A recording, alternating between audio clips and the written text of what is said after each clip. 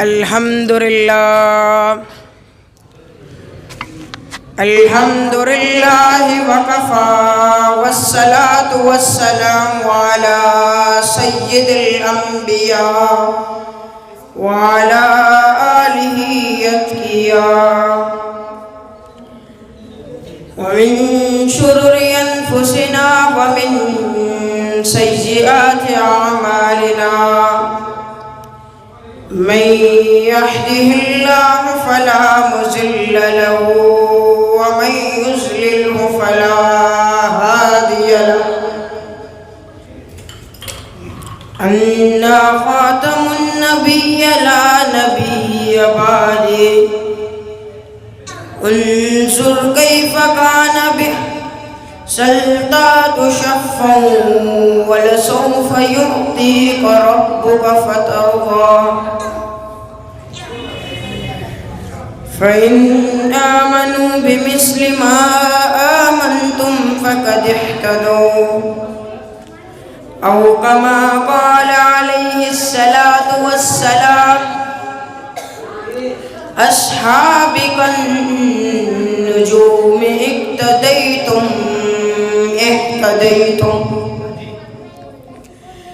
صدق الله العظيم وصدق رسوله النبي الكريم وصادق الأمين وخاتم المرسلين وسيد القانين ومعزز المكرمين وعلى عباد الله الصالحين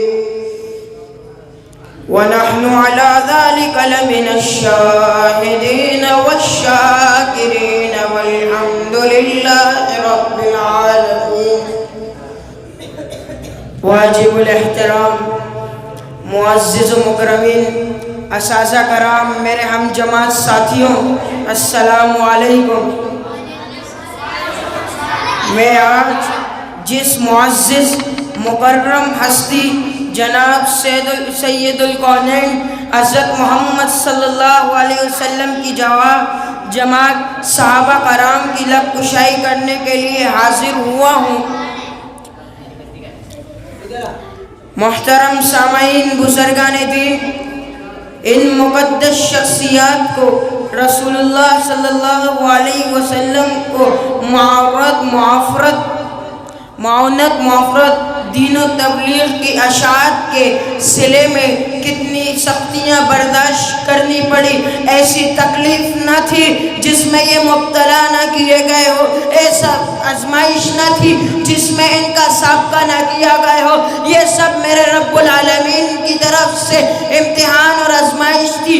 ان کے قلوب کو خوب سانچے پہ رکھ لیا جائے. ان کو جن عظیم مشن کے لیے چلایا جا رہا تھا اور جس رسول خدا کے دین کے لیے ان کا چناؤ کیا جا رہا ہے، ان کا قلوب سختیاں برداشت کرنے کے قابل ہے یا نہیں؟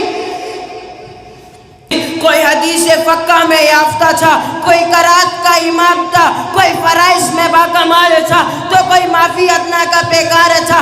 یہ سب میرے پیغمبر رب العالمین کی طرف سے صبر و تحمل تھا. اللہ تبارک و تعالیٰ نے صحابہ کی زندگی کو معیار ایمان بنایا ہے. اگر ایمان والا بننا چاہتے ہو تو معیار صحابہ ہے. رب العالمین فرماتے ہیں فَإِنْ آمَنُوا بِمِثْلِ مَا آمَنْتُمْ فَقَدْ اهْتَدَوْا. اگر ایمان کے سائے میں آنا چاہتے ہو تو معیار صحابہ ہے.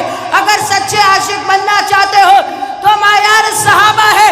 اگر حبدار بننا چاہتے ہو تو معیار صحابہ ہے. اگر عاشق بننا چاہتے ہو معیار صحابہ ہے. اگر جانثار بننا چاہتے ہو معیار صحابہ ہے. اگر نبوت کے گواہ بننا چاہتے ہو معیار صحابہ ہے.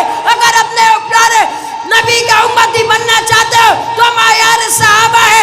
اگر پیارے نبی کے پیارے امتی بننا چاہتے ہو تو معیار صحابہ ہے.